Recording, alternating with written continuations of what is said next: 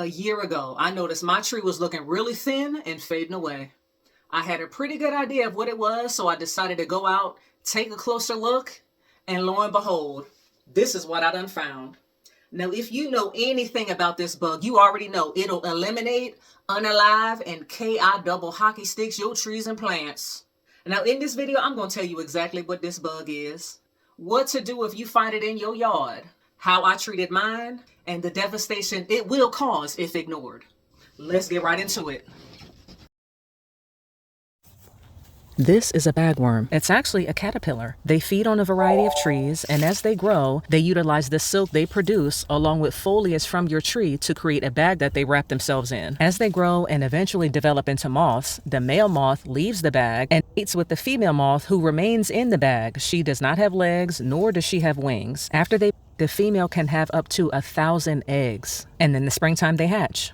Now, once I learned that female bagworms never leave the tree that they're in, I really learned just how difficult that this is probably going to be to eradicate from my tree. So to help, I had to call in a specialist. I got on the phone. I got this guy over to my house. He checked out my tree. He wrote up an estimate for me. And as we were talking, I told him, I said, hey, I really want to try and do this myself. Can you give me any tips? And he did. And I'm going to walk you through those in this video. Now, as I'm carrying out all of his almost all of his recommendations, I researched and created this timeline. It depicts both my treatment plan and the life cycle of the bagworm. I really need this to stay on track. So here we go. Let's jump right into it with his first tip. Now, right away, the arborist told me I need to fertilize my tree. And coincidentally, it's perfect timing with my timeline. This is the time I'm supposed to be doing it anyway. So here we go. The exact fertilizer stakes I'm using, I'm going to have it listed below in the description box. To install these fertilizer spikes, I'm just reading the directions on the box. You're basically going to bury them 2 to 3 inches below the surface of the ground, 2 to 3 feet around the drip line of the tree. That's pretty much it.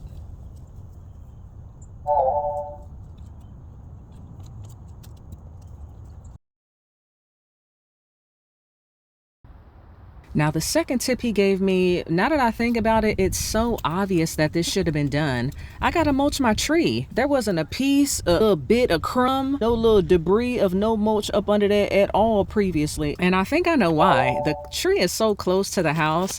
It's not the responsibility of the community, it's the homeowner's responsibility. And there's so many benefits to laying mulch around your plants, around your trees. And not only is it gonna benefit your plants, but we already know it just makes our yards look beautiful. I'm going with a nice rich dark brown, and to tell you the truth, it looks good already.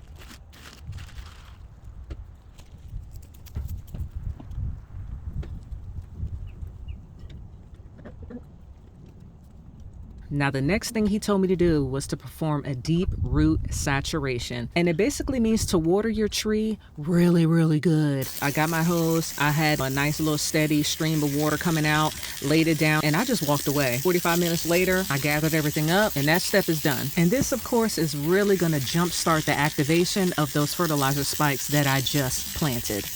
Now, tip 4, this is where I kind of go off the rails a little bit. You know, this DIY makes sense. The arborist told me to use an insecticide containing Bacillus thuringiensis, okay, BT. It has to contain BT. That's just what I'm gonna call it. But instead of going with that, I wanted to try something a little bit different. I have a gardener friend. She told me she has had success using watered down dish detergent. I have read that people have had success with it. I want to try it. I'm going to try it. So instead of using the BT, I'm going to go with that. But once I get that all mixed up, I sprayed my entire tree. I know it may not look like it, but trust me, I'm getting really good coverage with this sprayer. Even with the height of my tree, I'm getting most of it. Now, although I've heard really good things about using the dish detergent, I really don't know if it's going to work. So I just have to kind of monitor the tree and see if I get any positive results or at least any improvements in the tree. Now, the arborist told me to apply the insecticide within a couple of weeks of his visit in February. I'm not applying the insecticide until March. This does not coincide with my timeline at all.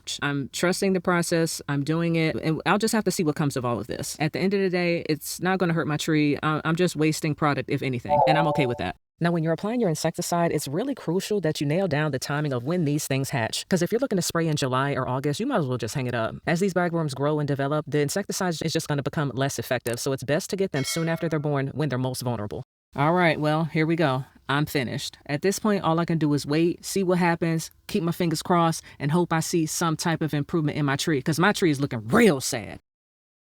Now, say you never heard of this bug and you barely know what I'm talking about. Here are some examples of the devastation that I've witnessed in my neighborhood and yours. I want you guys to get a full understanding of what could happen if we allow these bugs to take control and infest our trees and plants. Enjoy.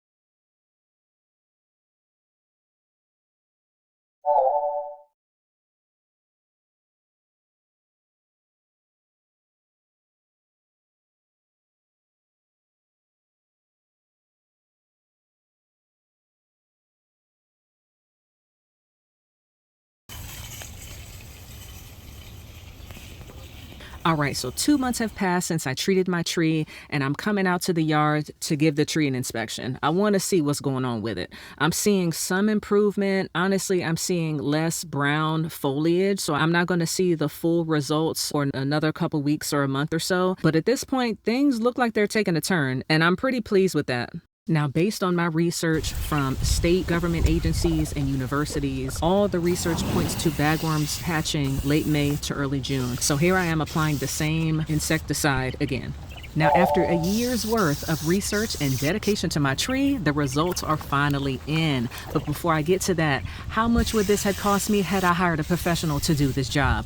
Let's get into it. Now, the arborist told me in order to properly treat my tree, he injects the insecticide directly into the tree. He basically treats the tree from the inside out. He would have to come and do that 8 separate times. Also includes monitoring, so I don't know how many total visits that would have been, but it would have cost me $960 total. Now, for me to do it myself, of course, I have the fertilizer, the mulch, I have the dishwashing liquid already, but the insecticide, I added that to the list, the BT, because I'm going to do that. I don't know if this dishwashing liquid is going to work. I want something to really knock this bug out, so I'm going to buy that too. And all of that cost me $57. I'm saving over $900 doing it myself. So ask yourself, does this DIY make sense?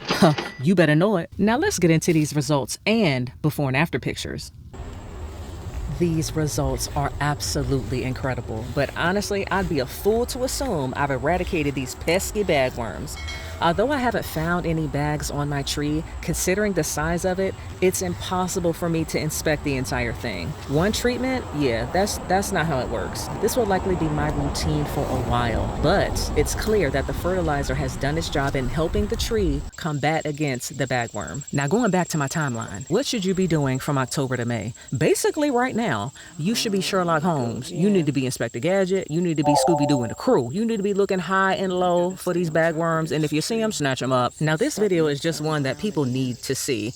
Bagworms are clearly causing an ongoing problem. If you're watching this video, I highly recommend you save, you download it, and if you know any homeowners, renters, business owners, property managers, landscapers, whatever, share this video with them, because honestly, this is for everybody. So this year, I'm going to do this process all over again, this time with the BT, because I will not allow these bagworms to KI double hockey sticks my tree. That ain't going to happen. Not on my watch. Thanks so much for watching this video. If you enjoyed it and learned something from it, let me know down in the comments. I read all the comments, by the way.